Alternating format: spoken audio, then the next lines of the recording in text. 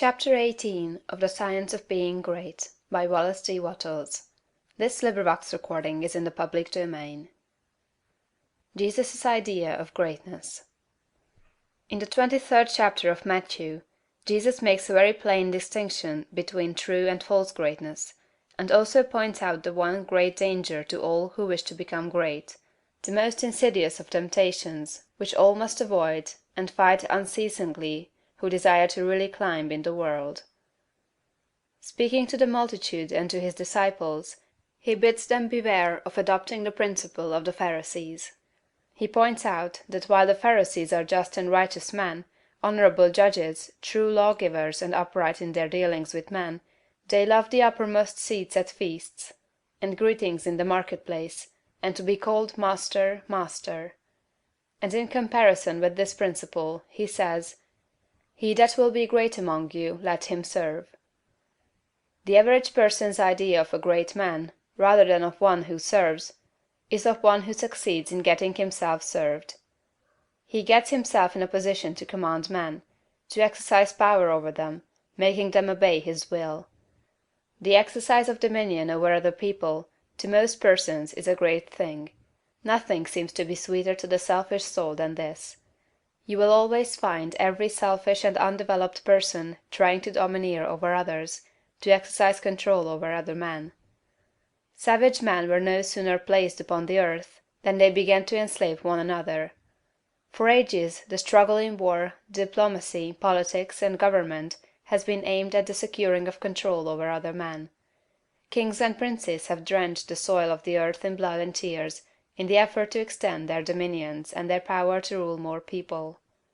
The struggle of the business world today is the same as the one on the battlefields of Europe a century ago, so far as the ruling principle is concerned. Robert O. Ingersoll could not understand why men like Rockefeller and Carnegie seek for more money and make themselves slaves to the business struggle when they already have more than they can possibly use. He thought it a kind of madness and illustrated it as follows. Suppose a man had 50,000 pairs of pants, 75,000 vests, 100,000 coats, and 150,000 neckties. What would you think of him if he arose in the morning before light and worked until it was dark every day, rain or shine, in all kinds of weather, merely to get another necktie? But it is not a good simile.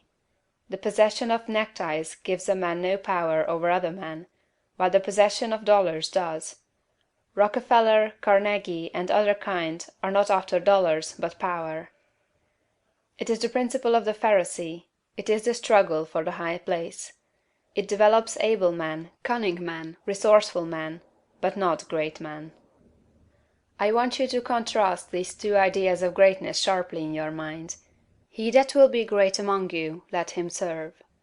Let me stand before the average American audience and ask the name of the greatest American, and the majority will think of Abraham Lincoln. And is this not because in Lincoln, above all the other men who has served us in public life, we recognize the spirit of service? Not servility, but service. Lincoln was a great man because he knew how to be a great servant. Napoleon, able, cold, selfish, seeking the high places, was a brilliant man. Lincoln was great, Napoleon was not. The very moment you begin to advance and are recognized as one who is doing things in a great way, you will find yourself in danger. The temptation to patronize, advise, or take upon yourself the direction of other people's affairs is sometimes almost irresistible. Avoid, however, the opposite danger of falling into servility, or of completely throwing yourself away in the service of others. To do this has been the ideal of a great many people. The completely self-sacrificing life has been thought to be the Christ-like life, because, as I think, of a complete misconception of the character and teachings of Jesus. I have explained this misconception in a little book that I hope you may all sometime read, A New Christ.